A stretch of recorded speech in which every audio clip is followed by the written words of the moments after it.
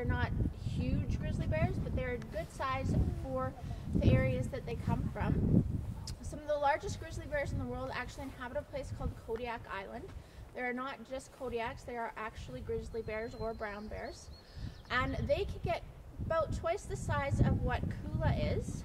And to put that into perspective, that grizzly bear statue that you passed over there is an 18-foot tall statue, and that's a foot taller than the largest Kodiak encountered. So it's a fair representation, quite intimidating.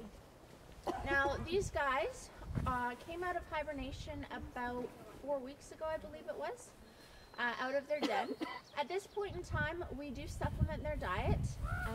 We will basically for the rest of their lives. The amount of food that's available for them inside the habitat is not enough to fully support them, though they do forage for quite a bit.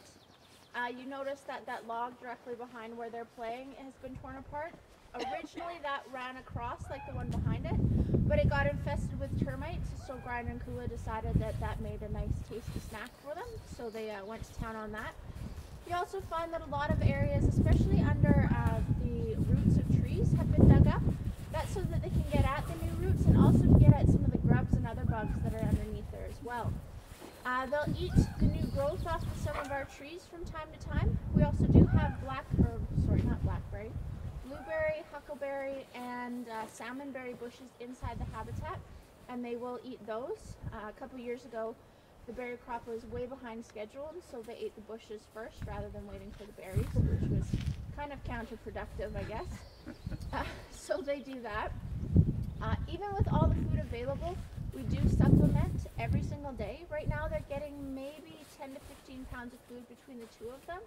It doesn't seem like a lot, but they can't eat much more than that. They were in hibernation for about 5 months. Sorry, it always looks very painful when they play, but they're built for it. Is the food still coming this morning? It will be, yes. Normally I do it after my talk, or I get one of my volunteers, but I don't have a volunteer this morning. So. I see. Yeah. Today they will be getting dried dog food, which we feed inside the den, and that's because the ravens that you'll see kind of flying around from time to time, they like to eat the dog food, and we don't really feel like feeding them. The whole point is to supplement bears. They'll also get apples, sweet potatoes, and carrots this morning. Of course, they get other treats. We do give them fish right now about once a week. They got a huge donation of salmon, so they get that probably on Thursdays, I think, is what we'll end up doing. We also do give them other meat from time to time, such as beef, or not so much on the poultry. These guys tend to go after the birds inside, but they never actually eat any of them that they catch. They do get some other protein sources from small little mammals that run around. The odd squirrel, chipmunk, or mouse does become a nice tasty snack.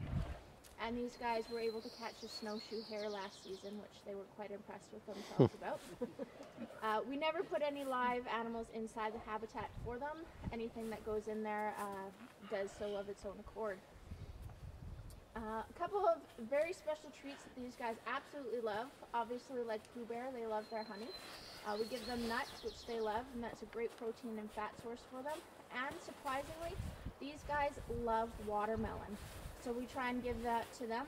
We try and make sure that each of them gets their own watermelon, but Grinder doesn't like to share, and he'll try and take both of them at the same time. I've actually seen him have one in the mouth and try and roll the other one with his paws to get it both away from Kula, which is quite funny to watch. Around July or August, these guys hit a stage called hyperphagia, and at that point they're basically eating everything in sight, and that's so they can put on the weight they need for hibernation. At that point in time, we're supplementing with easily 150 pounds of food per day. It's quite a lot, trust me, you do have to pack it around, but you get into great shape when you're doing it. When these two finally do go into hibernation, they've put on probably about 200, maybe even 250 pounds, maybe even more, depending on what the season brings. They enter into hibernation around November, December, depending on what the season brings and how cold it is.